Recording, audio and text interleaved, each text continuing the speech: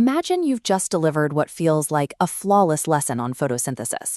You hit every talking point, your timing was perfect, and the energy in the room is high. You look at the objective written on the board. Students will understand photosynthesis. It's a standard goal, one used in almost every classroom. You wrap up by asking the class if they get it. Every student nods. To any observer, the lesson appears to be a success. But consider the word understand. It describes an internal state, not an observable action.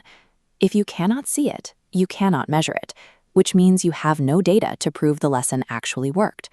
Vague objectives create a teaching vacuum. Without a physical output to evaluate, educators are forced to rely on guesswork and student self-reporting rather than evidence. To fix this, we have to change the focus of the objective. It isn't a summary of what you teach. It is a definition of what the student is capable of doing once you stop talking. Most lesson plans rely on passive verbs like know, learn, or understand. These words fail because they lack a physical component. You cannot point to a student knowing. Without an observable action, there is nothing for a teacher to grade. The solution is to ask one question before writing a single word. What exactly should the student do to prove they learned this? Replacing those passive verbs with clear action words transforms invisible thoughts into concrete evidence. Let's apply this to that photosynthesis lesson and rebuild the objective step by step.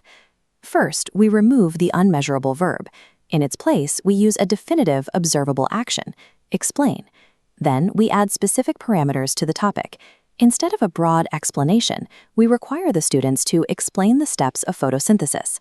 Finally, we add a tool or condition, using a diagram. Now the teacher has a clear grading mechanism.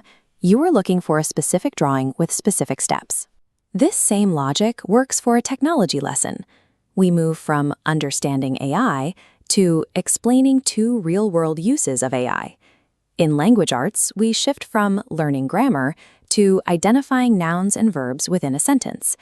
By treating the objective like a schematic, layering an action verb, a specific topic, and a clear condition, you create a framework where student progress is visible across any subject. This is the result, a sharp, unambiguous goal. Students will explain photosynthesis using a diagram.